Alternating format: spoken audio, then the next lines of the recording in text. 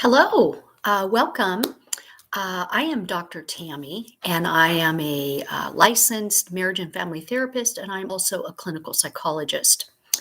We are living in a world today where we have so many concerns and just craziness in our world and our communities. And I find that as I've worked with patients and clients over the years, especially in recent time, that folks are experiencing a higher level of anxiety and depression and other disorders. So I used to, just train people and help them um, learn how to manage their anxiety on their own. But as of recent, I've had more requests to actually do coaching and help people walk them through it. So the techniques are incredible. They're very effective and actually surprisingly simple. So, as I said, I used to just teach and in a clinical setting, either individually one on one with patients or in a group setting, working with patients and teaching a class, which we would call a psychoeducational class on skills and how to take care of ourselves, reducing depression, depressive symptoms, and anxiety, panic disorders, things like that. So, I have done a lot more, like I said, one on one coaching, which means walking alongside someone and assisting them and helping them. Because sometimes people find that it's not just easier, but more effective to have a coach or a therapist or someone walking alongside and assisting them as they go through the process. So I'm going to teach you. This is our first. I'm going to do this in several parts here because it's too much, and I don't want to make it too long and cumbersome here. But I'd like to give you some of the basics. So I know that some of my clients are watching this, will be watching, and will be using this. But I sure hope this is helpful for others out there, who may be watching this, and that if they find it helpful, that is terrific. If you do find it helpful and you would like more, please subscribe to my channel, and that would help me to know that this is effective and helpful, and then I will continue on. So, as I said, these are skills that are straightforward, very simple, to do anywhere you are, at home, in your car, in your workplace. So let me first say that the skills I will teach you. Now, this is not therapy. I'm not giving you therapy. I need to make that little disclaimer right now that this is not a replacement for therapy. If you need therapy, if you are in a place where you are having thoughts of harming yourself, you absolutely need to get professional help and seek out someone who can help you in a professional setting. So I'm not serving here in the purpose of a therapist or therapy, simply as a service to you, my viewers, to help you with some basic skills in, like I said, managing the anxiety in your life. So when we think about anxiety and we think about why we don't like anxiety and why it's not welcomed, is it's the effects, it's how it affects our body. The same is true of panic. If we have a panic attack, and some of you watching, that will make sense. Maybe you have experienced a history of panic attacks, or anxiety. Anxiety, think of it on a continuum of mild anxiety. We all have some anxiety, which is good. It's not a bad thing. It's a good thing because anxiety uh, provokes a response from us. So, in other words, a response of we need to do something. So, for instance, if I am preparing for an exam, I have a big exam coming up. I will get this as it's getting closer. I will experience this growing anxiety, which should move me to a response, which is study, study more. Okay. Or if I am out, let's say I'm out for a run, I notice somebody driving by, maybe a man who's watching me, I will start to feel this anxiety. That's a good thing, which leads me to a response, which is get out of there, be aware and get out of there. So when we experience the anxiety, and like I said, it's on a continuum. We have some mild to moderate to severe. The severe anxiety is what gets us into trouble.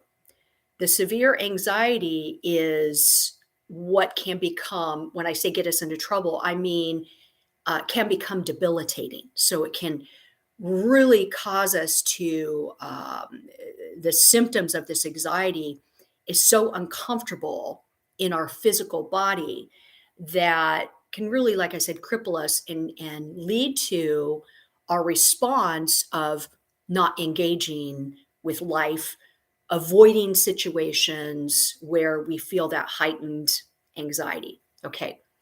Why are we feeling it in our bodies? Well, like I said, it's not all a bad thing. Anxiety, when we feel that nervousness, that will promote some sort of action on our part. And oftentimes that is life saving. That's to get us out of a bad situation, or it is a situation where it's going to help us to choose behaviors that are going to be good for us. But the anxiety I'm talking about here, which is way up on that continuum, up on the extreme end, uh, which leads to debilitation in our movement, our actions, our behavior, um, this becomes very unhealthy and destructive in our lives because we can actually get to a point where we don't want to be socially active. We don't want to be around people, maybe to the point, and I've had clients where to the point where they don't leave their homes. So and we call that agoraphobic. So we can get to that point, or at the very least where we are avoiding social interactions and we become isolated, which can lead to depressed mood. Social isolation is never good. It's never good for us. We were meant to be in relationship and community with one another.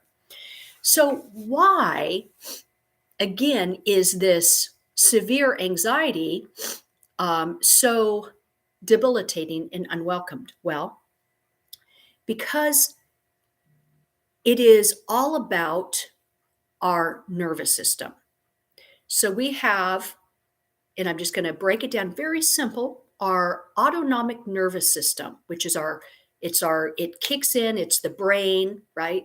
The brain and the spinal cord with all the, all those nerves, all those neurotransmitters, which are communicating with the entire body. So the brain sending its signals through, the body and spinal cord and sending out signals to action. So either run, the flight, we're going to run, or we are going to fight. So the fight, or freeze, where we can't do anything. So the autonomic nervous system has two branches to it. And what I just described is a part of the sympathetic nervous system, the fight, flight, or freeze. Okay, so that is the sympathetic nervous system. That is going to get us into a place of safety. But the parasympathetic, so autonomic, sympathetic, or the parasympathetic, is the part of the nervous system that's chill, that we're calm. We are at our calmest. Our heart rate is low. We're not, feeling that fluttering in our heart and that racing of our heart and that threat.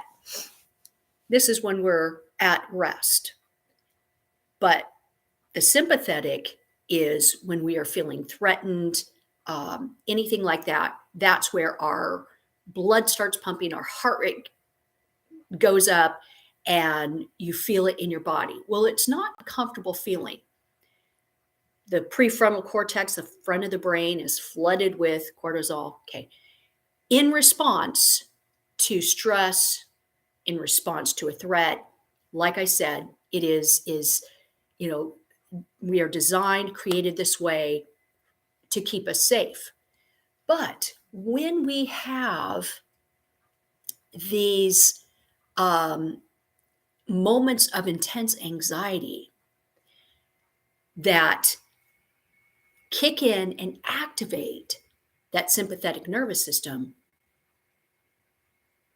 it is very uncomfortable for our body. It is not pleasant. Uh, and if it's in severe form, then we really feel very uncomfortable. And so we learn to avoid those situations that lead to that severe anxiety, which activates that sympathetic nervous system. Okay. Now, what would cause this extreme anxiety? So, what kind of situations causes this? Well, it doesn't happen overnight. That's one thing. So it's something that develops over time, unless, like I said, we're in a situation where we are there's a threat there, and we are activated immediately and we take action. Either, like I said, it's either we fight, we run, or we freeze, like that. You've heard the saying, a deer in the headlights. So there could arise a situation that happens that, bam, that sympathetic nervous system is kicked in and it's there to save our lives. But what would lead to this extreme anxiety activating that sympathetic nervous system when it isn't something that is a threat that your average person would see as a threat? Well, as I said, it's a gradual development. Oftentimes, most people are not even aware that they are developing this anxiety. Now, it is developed first in our thoughts, our thought life, our thoughts, and situations, experiences, traumas, which results in trauma. Can result in, not always, but we can go on to develop what we call PTSD, or post-traumatic stress disorder.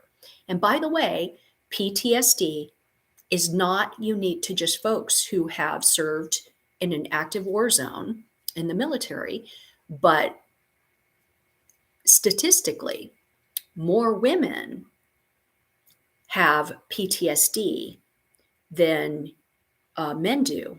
And the reason for that is because, yes, women serve in the armed forces, but they also have experienced more sexual trauma. Now, we know that 1 in 4 women will experience some sort of sexual trauma, sexual assault, by the time they get into adulthood. So that just will tell you. Now, it doesn't mean that every single person who experiences a trauma, like I said, or sexual trauma will go on to develop PTSD, but it is possible that that could happen. So go back to the development of this extreme anxiety and the resulting activation of that sympathetic nervous system. So when a thought comes to my mind, and maybe it is, I'm thinking, maybe it's a thought, a trigger, something that brings up a previous situation, a previous trauma, then that thought is going to activate that sympathetic nervous system. That's why when an individual has experienced a trauma or a horrific situation, maybe they witnessed it, maybe they just saw it. This is why they can have extreme anxiety and symptoms for years and years and years after the initial incident. This is why we also know that many of our Vietnam veterans um, had difficulty and with trauma, PTSD for years and years and years. Now, our more current um, wars and our veterans, I think we have done a better job at educating and teaching about PTSD and the resulting traumas, but still have a long ways to go there. So we have this elevated, activated sympathetic nervous system, which has all those uncomfortable symptoms. So we've laid the groundwork on why this happens, how this occurs. And by the way, this can happen, this extreme anxiety resulting from life events, traumas, or things that may be benign, not necessarily extreme trauma. It could be we get in a crowd, or we had the experience and we're uncomfortable with that. We're not quite sure why that happened, but then it grows. And then the more we feel the anxiety, the more we avoid that situation, and then it grows. So then we pull back more, we avoid this or that, and then it grows. So the anxiety does not get better. What we end up doing is we learn how to avoid things because we don't want to experience that anxiety. Now, can I tell you, that is actually the worst thing we can do, the avoidance of it. And the reason why is because it can grow and then begin to kind of manifest itself in other situations. So maybe I got freaked out at Disneyland and the big crowds, which, by the way, did happen to me. With all these bodies pressing in around me, it did freak me out. And I got that, heightened sense of, oh my goodness, my sympathetic nervous system is kicked in, my heart is pounding, get me out of here. And I definitely experienced that flight feeling. Now, that could have easily grown into avoidance of never going there again. But if I allow that and I don't manage that, then that avoidance can grow and apply to other situations. So, I know the state fair has a lot of people and it's crowded, or the ball game, the stadium has a lot of people, so I'm going to avoid that. See what I'm saying? So it can grow, and before we know it, our life has been dictated. What we do and don't do has been dictated by this anxiety in this response of our sympathetic nervous system in our bodies. So you might say, okay, well, Dr. Tammy, then what do I do? How do I manage this? Yep, that's me. That's definitely happened to me. Well, here's the good news, my friend. You are not alone. You are absolutely not alone. Anxiety has swept our nation, and anxiety often, very often, leads to depression. So you will notice that folks, and this may be true of you, folks who have anxiety also have depression. So there's some belief in my field and thought in my field that anxiety leads to depression. I don't know that that's always the truth. I haven't, my personal experience and what I have seen is not always anxiety leading to depression, but there is a high percentage of that we see in the field. So the great news is anxiety is so treatable. It is so treatable, and it's treatable through skills like I'm going to teach you. It's manageable, and actually we can reverse the symptoms. We can reverse what's happening with our sympathetic nervous system. Yes, that's right. We can control and manage our sympathetic nervous system.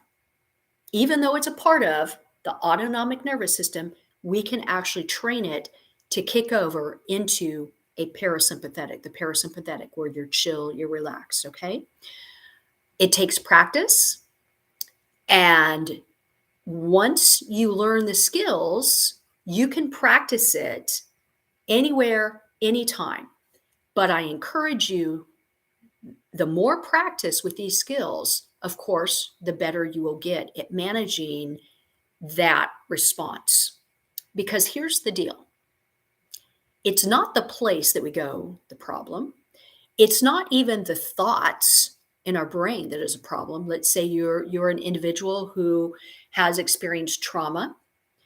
It's not the remembering of that event. It's not I do know that there are many people who run from those places in their mind. There are many folks who avoid and don't want to think about. Well, yes, to a degree, we need to manage our thought life. We need to, even from a biblical perspective, that God, says to pull down vain imagination, take every thought captive. Yes, this is very true. But there is a fine line between managing your thought life and avoidance. Okay. And if you subscribe to the channel, you like what you're hearing, I will continue, and we can all talk about our thought life and how we manage those automatic thoughts. Okay. And the origin of destructive thinking. So we've laid the foundation, we've laid the groundwork for anxiety, where it comes from, how it manifests itself in our body, which is through the sympathetic nervous system, the autonomic nervous system, the sympathetic branch, right? And it shows itself in these very uncomfortable ways. And we've established that anxiety is not always a bad thing. It gets us to action. But when we've also learned that anxiety is on a continuum from mild, more moderate to severe. And when it's on severe, and that's a continuance. And by the way, as I said, anxiety, when we have that sympathetic nervous system that kicks in, all this stuff is happening within our body to get us to safety. It's the way God created us. So part of what happens is cortisol, high levels flood the brain. And that's just one aspect of what's happening in the body. That's a good thing in the short term. Cortisol in the short term is good because it's going to serve us to get to a place of safety. However, with long-term flooding with cortisol levels in the brain, that leads to health problems. And I don't want to go down that rabbit trail right now, but just know that ongoing severe anxiety, ongoing, cortisol levels increased in the body, in the brain, is damaging to our health. So then it stands to reason, if we don't get our anxiety or severe anxiety under control, and we're constantly in this mode, then our health is suffering terrible consequences. Okay. And of course, our personal life is affected. Our interaction with family and friends and all of that is affected. So, for all the reasons mentioned, it is in our best interest to learn how to manage and how to overcome a severe anxiety that is pervasive in our life and that is ongoing. It is in our best interest, our mental health interest, our social, which ties right into our mental health, our physical health, for all the reasons so important that we address this. So I'm going to leave that I'm going to leave this right now because, like I said, I don't want to go too long on this. We've laid the foundation. We've talked about the autonomic nervous system, the sympathetic and parasympathetic, and I've given you this foundation. So on our next video, and I will go ahead and do probably a 10-minute segment of our first practice using the first tool that I'm going to present to you, which is called grounding. We're going to do grounding. And then after you learn how to do the grounding, I'm going to teach you something called resourcing. These two tools used simultaneously are so incredibly effective in helping with the management of anxiety. Okay, so that's it for now. I'm going to end this stream, and we'll see you next time, and we will go live and do the first practice. All right, see you guys. And by the way, subscribe. Okay, subscribe to this channel so I know, and we can get more out there. Because in this new year, I really want to do more with coaching and helping folks be able to manage the different emotions, and anxiety being one of them, a major one. Okay, see you.